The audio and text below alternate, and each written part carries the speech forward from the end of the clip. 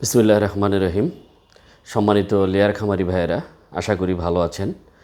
আপনাদের সবাইকে পোল্ট্রি তথ্য ও সেবা পেজে স্বাগত জানাচ্ছি। সাথে আছি আমি ভেটেরিনারিয়ান ডাক্তার শাহিন আহমেদ মণ্ডল।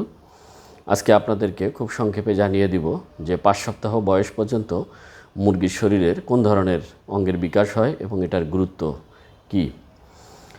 তো যেটি হচ্ছে যে 5 সপ্তাহ বয়স পর্যন্ত মুরগির শরীরের বিভিন্ন অঙ্গ প্রত্যঙ্গের যে বৃদ্ধি, যেমন লিভার, কিডনি, স্প্লিন, লাংস এবং সবচেয়ে ইম্পর্ট্যান্ট যেটা বা গুরুত্বপূর্ণ যেটা সেটা হচ্ছে যে খাদ্যনালীর বিকাশ খুব দ্রুত হয় এই সময়ে।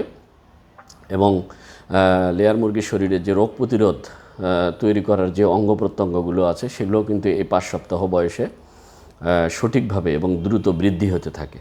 সুতরাং এই 5 সপ্তাহ বয়সের মধ্যে লেয়ার মুরগি যদি কোনো কারণে কোনো ধকলে পড়ে বা কোনো ধরনের রোগে আক্রান্ত হয়, তখন কিন্তু মুরগির এই খাদ্যনালীর যে বৃদ্ধি এটা কিন্তু বাধাগ্রস্ত হয় এবং পরবর্তী তার পুরো সারা লাইফে তখন কিন্তু তার খাদ্যর যে হজম এবং শোষণ এটি কিন্তু সঠিকভাবে হতে পারে না। একইভাবে এই সময়ে মুরগি যদি কোনো কারণে ধকলে বা রোগাক্রান্ত হয়ে পড়ে, তখন কিন্তু মুরগির যে পরবর্তী সময়ে তার বাকি জীবনে লেইং পিরিয়ডে তার যে রোগ প্রতিরোধ ক্ষমতা এবং তার যে লেইং ফিটনেস, ডিম পাড়ার যে ফিটনেস, এটা কিন্তু মুরগি হারিয়ে ফেলবে। সুতরাং আমাদের যারা লেয়ার খামারি আছে, যারা আমরা লেয়ার পারবো, অবশ্যই 5 সপ্তাহ বয়স পর্যন্ত আমরা মুরগির সঠিক যত্ন নেব, যাতে কোনো অবস্থাতেই মুরগি ধকলে না পড়ে এবং কোনোভাবেই যাতে কোনো রোগে আক্রান্ত না হয়।